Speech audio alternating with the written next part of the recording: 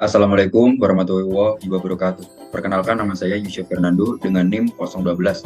Saya berasal dari Ilmu Kelautan kelas A. Di sini saya akan menjelaskan tentang proses terjadinya sedimentasi. Yang pertama, sedimentologi. Sedimentologi merupakan ilmu cabang geologi yang mempelajari tentang proses pembentukan pengendapan partikel-partikel abiotik yang telah mengalami pemindahan tempat. Selanjutnya ada pengertian sedimentasi.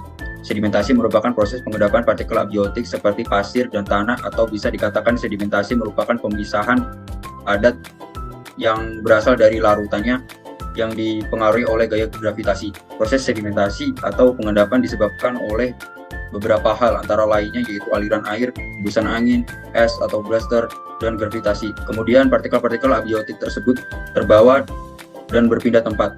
Setelah berpindah, partikel tersebut mengalami proses pengendapan serta membentuk sesuatu yang baru.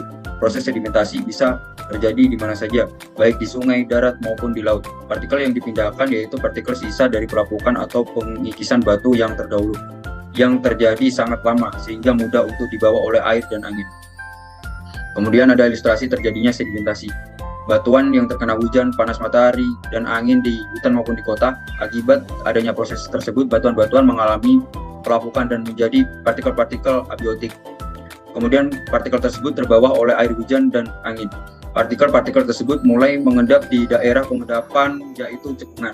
Kemudian seiring dengan berjalannya waktu, partikel yang mengendap semakin banyak, maka lapisan partikel tersebut menumpuk serta menekan lapisan yang ada di bawah dan membentuk sedimen yang kompak atau kompaksi. Karena proses pemadatan ini, air mengalami penekanan kemudian keluar dari lapisan partikel.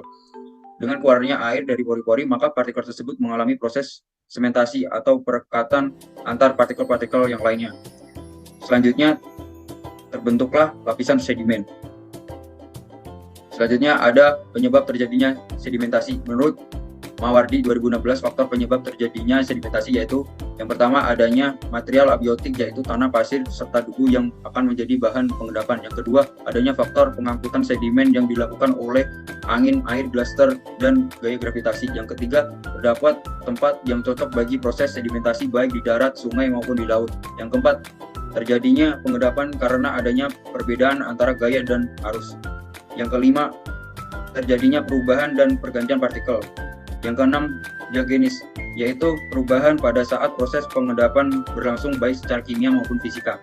Yang ketujuh, terjadinya kompaksi akibat dari gaya berat yang berasal dari material sedimen yang menekan volume sedimen menjadi berkurang.